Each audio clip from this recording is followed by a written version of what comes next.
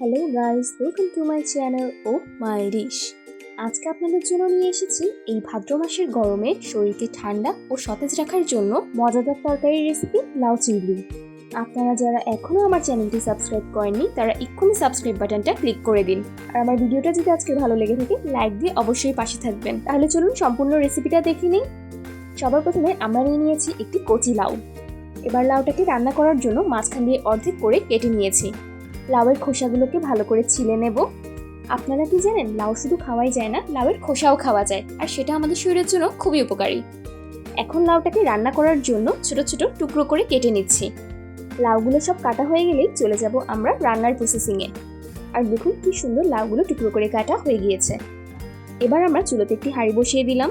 পুষ্টির সয়াবিন তেলটা ইউজ করছি, সেটাই দিয়ে দিলাম। তেলটা সামান্য গরম হয়ে গেলেই হাঁড়িটাকে আমরা সিজলিং করে নেব, যার ফলে হাঁড়ির চারপাশে গরম তেলটা লেগে যাবে। এবার আমরা কুচি করা পেঁয়াজ কেটে রেখেছিলাম, সেটাই দিয়ে দেব। পেঁয়াজগুলোকে ভালো করে নেড়ে চেড়ে দিতে হবে যতক্ষণ না বাদামি রং না হয়। কিছুক্ষণ পর সামান্য বাদামি রং হয়ে গেলে আমরা এক বাটি চিংড়ি মাছ দিয়ে দেব। মাছটা যতক্ষণ হালকা লালচে রঙের না হবে ততক্ষণ পর্যন্ত এভাবে করে পেঁয়াজ আর চিংড়ি মাছটা নাড়তে হবে। আমার ভিউয়ার্সরা কি জানেন, লাউয়ের ভিটামিন ও মিনারেল আমাদের ত্বকের উজ্জ্বলতা বাড়ায় ও চুল পড়া বন্ধ করে। এবার আমরা 1 চামচ রসুন বাটা ও 1 চামচ আদা বাটা দিয়ে দিলাম। এবার বাটা মশলাগুলোকে ভালো করে কষিয়ে নেব চিংড়ি আর পেঁয়াজের সাথে। আদা রসুন থেকে হালকা স্মেলটা চলে গেলেই আমরা গুঁড়ো মশলাগুলো দিয়ে দেব। প্রথমেই দিয়ে দিচ্ছি হলুদ গুঁড়ো, এবার দেব কাশ্মীরি রেড চিলি পাউডার, সাথে ধনিয়া গুঁড়ো দিয়ে দিলাম। মশলাগুলোকে ভালো করে মিশিয়ে দিতে দিতেই সামান্য একটু পানি দিয়ে দেব। এবার মশলাটাকে ভালো করে কিছুক্ষণ কষিয়ে নেব। যে কোনো রান্নাতেই মশলাটা যত ভালো করে কষানো হয় তরকারির স্বাদ ততই দ্বিগুণ বাড়তে থাকে।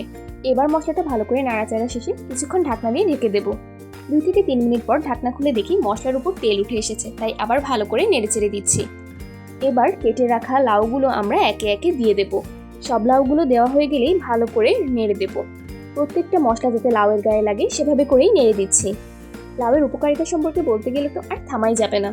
হজমে সহায়ক, হৃৎপিণ্ড সুস্থ রাখে, ডায়াবেটিস নিয়ন্ত্রণে রাখে, শরীরকে ঠান্ডা রাখি, কিডনি আর লিভারের জন্যও ভালো। এবার ঢাকনা দিয়ে ঢেকে রেখে দেবো কিছুক্ষণ। 5 মিনিট পর ঢাকনা খুলে আবার লাউটাকে ভালো করে নেড়ে চেড়ে দেবো। এই লাউ রান্নাটাতে কিন্তু কোনো প্রকার পানি দেওয়া হবে না। লাউ থেকেই আস্তে আস্তে পানি ছাড়বে আর সেটাই হয়ে যাবে ঝোল। 7 থেকে 8 মিনিট পর ঢাকনা খুলে দেখি লাউ সম্পূর্ণ রান্না হয়ে গিয়েছে। কচি লাউ হয় একদম ভালো মতো গলে গেছে। এবার আমরা একটু ঝালের জন্য 3টা কাঁচা চেরা মরিচ দিয়ে দেবো। কাঁচা মরিচটা দেওয়ার পর ভালো করে নেড়ে চেড়ে টকবক করে ফুটে উঠলেই আমরা নামিয়ে নেব মজাদার লাউ চিংড়ির তরকারি। দেখলেন কি চটজলদি করে ফেললাম মজাদার লাউ চিংড়ি। এবার আমি একটা মাটির হাঁড়িতে লাউ চিংড়িটা পরিবেশন করে নিয়েছি। আমার আজকের রেসিপিটা আপনাদের কেমন লেগেছে অবশ্যই কমেন্ট সেকশনে আমাকে কমেন্ট করে জানাবেন। আর ভালো লেগে থাকলে একটা লাইক দিয়ে সাথেই থাকবেন। আর যারা এখনও আমার চ্যানেলটি সাবস্ক্রাইব করেনি তারা এক্ষুনি সাবস্ক্রাইব বাটনটা ক্লিক করে দিন। আপনারা সবাই ভালো থাকবেন, সুস্থ থাকবেন আর ও মাই ডিশের সাথেই থাকবেন। আল্লাহ হাফেজ।